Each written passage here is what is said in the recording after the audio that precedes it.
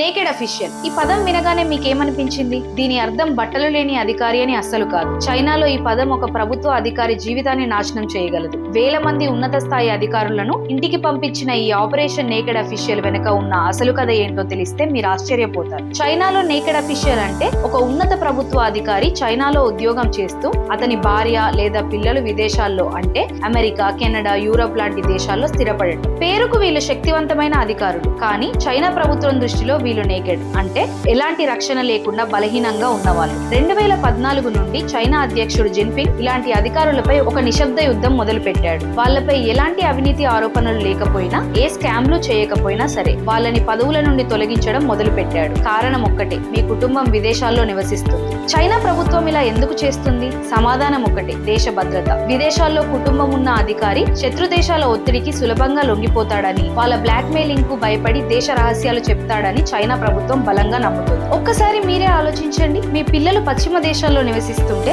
మీరు నిజంగా ఆ దేశాలకు వ్యతిరేకంగా కఠినమైన నిర్ణయాలు తీసుకోగలరా? ఇదే చైనా వాళ్ళని అడుగుతున్న ప్రశ్న. జిన్పింగ్ పాలనలో ఆర్థిక వ్యవస్థ కన్నా, అధికారుల నైపుణ్యం కన్నా, ప్రపంచంలో చైనాకున్న ఇమేజ్ కన్నా కూడా దేశ రాజకీయ భద్రతే అన్నిటికంటే ముఖ్యం. అందుకే వాళ్ళకి ఇచ్చే సందేశం చాలా సూటిగా ఉంటుంది. మీ కుటుంబాన్ని వెనక్కి తీసుకురండి లేదా పదవి నుంచి తప్పుకోండి. చైనా తీసుకున్న ఈ కఠిన నిర్ణయంపై మీ అభిప్రాయం ఏంటి? దేశ భద్రత కోసం ఇది సరైనదే అని మీరు అనుకుంటున్నారా? మన దేశంలో కూడా ఇలాంటి రూల్స్ పెట్టాలా? కింద కామెంట్స్ లో చెప్పండి. ఈ షాకింగ్ విషయం అందరికీ తెలియాలంటే వీడియోను తప్పకుండా షేర్ చేయండి. జై హింద్.